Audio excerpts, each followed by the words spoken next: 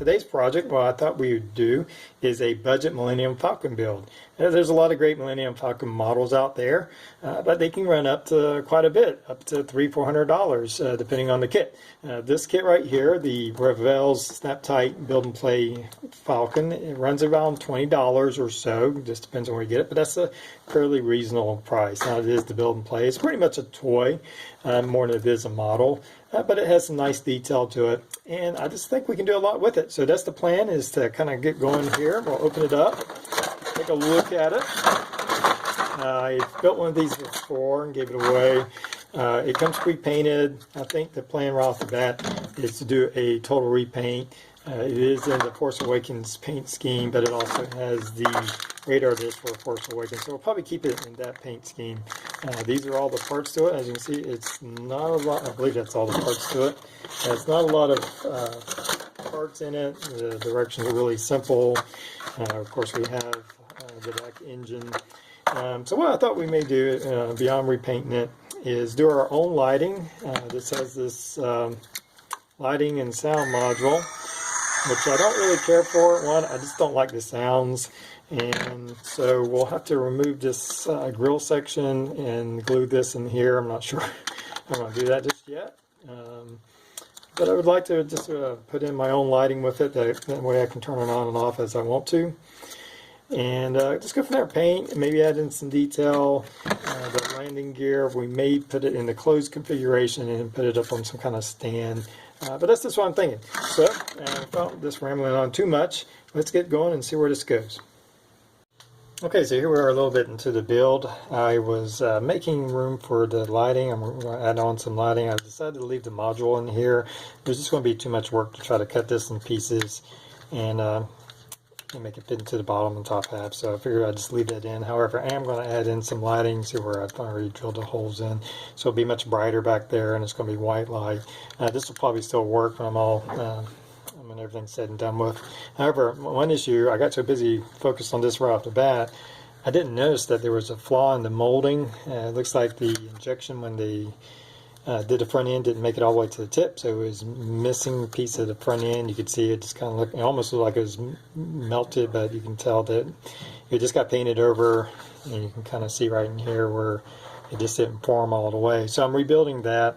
I suppose if I really wanted to, I could contact Revell and see if they'd send me another piece, but I think I can. It's on the bottom, and it's not going to be too noticeable. And I think I can just quickly rebuild that with some styrene, as you can see what I'm doing here. So it has to be sanded down and a few pieces added, but just, yeah, some pieces missing off the front end. You can also see where I've primed the top half of the ship and some of the other pieces of the ship. And what we're going to do with that is we're going to add some low lights with my airbrush. I'm going to just add some low lights and some highlights all around it. And we'll come back once that's all done.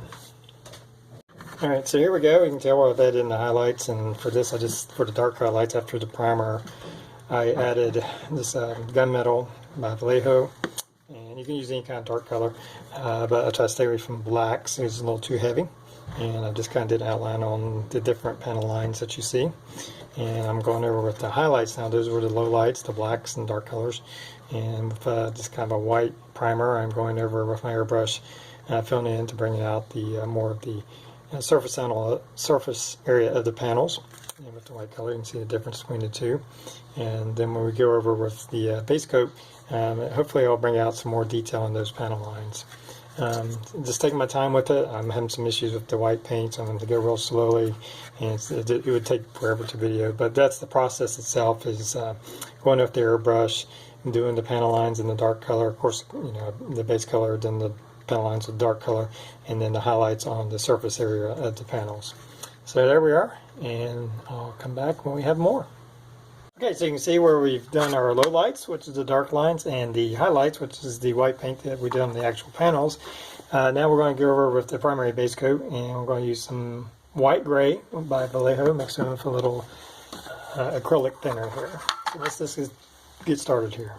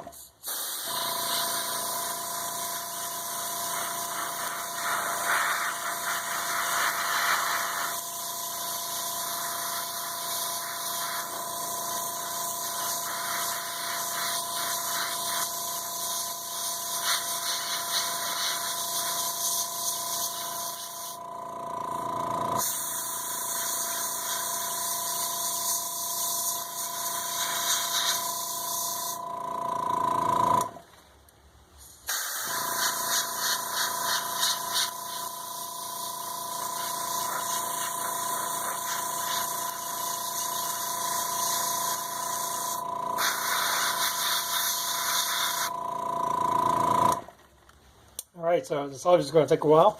So I'm going to stop right here and kind of give an example of where we're going with this. And I'll come back when we're finished. Alright, so here we go. I've mostly done with this. I might go back over just a little bit more and tone it back down, but I think it's looking pretty nice compared to where we started off. And then in comparison, here's the bottom section.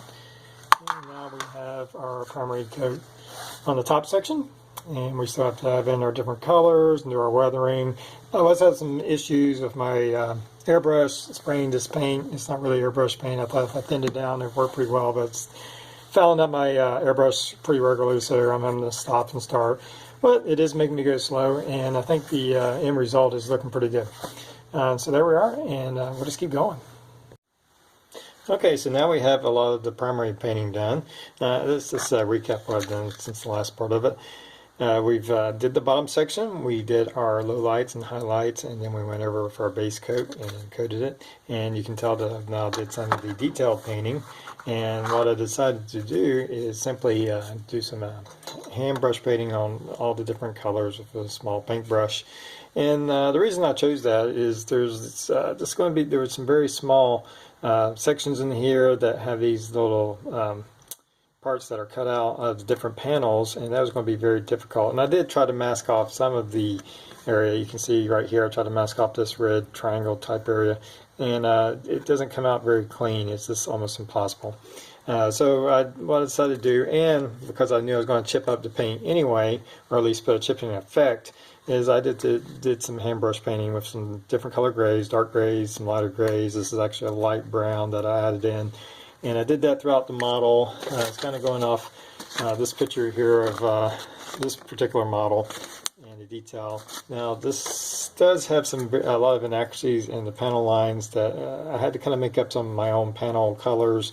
So I took a little bit of liberties on those because some of the panels just I wasn't going to be able to paint exactly how that was on that one. So I tried to keep it close to where it at least looked like it, but it's not exact.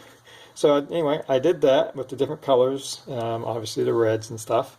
And then I went back in with a chipping effect, which I didn't actually chip the paint. What I did is with the white gray paint, I took a piece of like spongy material, and this is one of those cheap sponge paintbrushes that you can buy anywhere, and tore off a little bit. And you dab it in, you get a little rough area, you dab it into the paint, and then very carefully you go along and start dabbing in areas of the paint that matches the base coat, and in essence gives you a chip-like effect. Technically it's not chipping the paint because you're actually adding a layer in there, but it's so small that, and this is an easier way to do it. Obviously you can do other ways such as the hairspray method, or put like latex on it and then pull the latex off.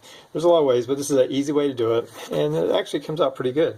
I thought it looks pretty good, and it's quick and easy way to do that, and it kind of helped hide imperfections in my hand painting that I also did anyway. And there's going to be other, as we start weathering, a lot of that hand painting, some of the imperfections in that is going to disappear with all the weathering we're going to do. Also on the bottom section, again, we're going to be adding in some more lights to this. What I've decided to do is we're going to put a plug on the ship, and that way we can plug it in and unplug it. So I've drilled a hole. There's a nice space right here. Won't be too noticeable. This is a small connector plug, and I've drilled out a hole. Now when drilling out a hole, you want to be very careful. Not just, this is a very large hole here. You just don't want to put that size drill bit and start digging away. It can crack and break the plastic. You want to build it up. This is probably 5 or 6 different drill bits to get it to that size. And I had a drill bit that fit this nicely. And once I get in there, it'll be a nice flush fit on it. So it'll sit on a stand. We can plug it in, and I'll connect the lights. And I'll simply glue this in, and then I'll put hot glue around it, and it'll be more secure once all that's in there. And then we'll just plug in. This is a stand for a different model, but it has the same type plug connector, and I'll just simply plug into that, and then I'll have an on and off switch. I'll have to make its own stand, but that's for a later day. So that's the idea behind that. And now we're going to start getting into the weathering, and we're going to do some oil paints to do some of the weathering around it. And so everything's looking pretty good, and let's just keep moving on. Alright, so here we go. We've finished up the budget Millennium Falcon. This was, again, Revell's snaptite easy models. These run around $20, so it's a great learning platform if you're looking to get into building a nice Millennium Falcon, but you're not sure about what to do. This is a great place to start. I learned a lot doing this one. I have a bigger one come in, a 1/72 scale. There's a lot of things I learned I'm going to do on that one that I did on this one, and some things that I'm not going to do that I did on this one that I plan on not doing on that one. So for $20, you know, it's hard to beat that. But it turns out pretty nice. It has some nice detail in it. It's not terribly accurate, but it's pretty close.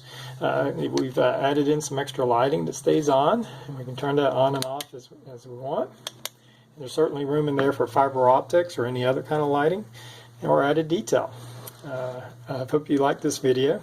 If you do like my videos, please like them and subscribe to my channel. And again, thank you for viewing, and we'll catch you next time.